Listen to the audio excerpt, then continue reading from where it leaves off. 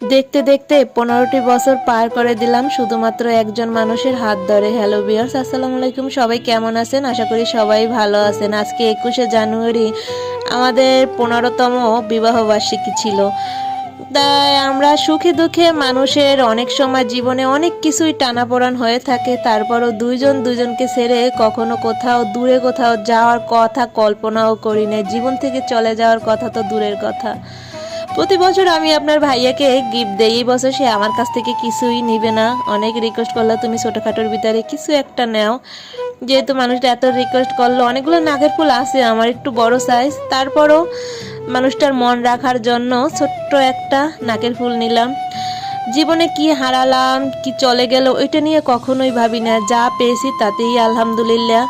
মানুষের শ্বশুরবাড়ি নিয়ে অনেক খারাপ খারাপ অনেক এক্সপেরিমেন্টস থাকে, কিন্তু আমার জীবনে এরকম কোনো এক্সপেরিমেন্টস নাই। আমি আলহামদুলিল্লাহ সেদিক থেকে খুবই লাকি।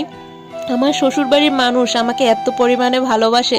আমার ভাসুররা তাদেরকে দেখলে তো মনেই হয় না যে আমার বড় ভাইয়া থাকলেও আমার এতটা কেয়ার নিত না।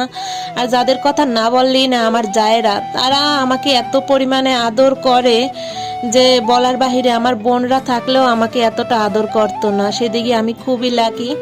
এখান থেকে কেনাকাটা করার পরে একটা বড় ব্যাগ কেনার জন্য গেলাম ব্যাগের দোকানে, কারণ ছোট ছেলেটাকে স্কুলে ভর্তি করাইলাম, তো এখন ওর জন্য একটু টুকিটাকি খাবার পানি এটা ওটা জুস টুস নিতে হয়। তা ব্যাগটা খুবই ছোট হয়ে গিয়েছিল, আমার যে ভ্যানিটি ব্যাগটা ছিল, তো ওইটাই সব খাবার আটে না, এর জন্য একটাই বড় ব্যাগ কিনলাম। সবাই আমাদের জন্য বেশি বেশি করে দোয়া করবেন, সবাই ভালো থাকবেন।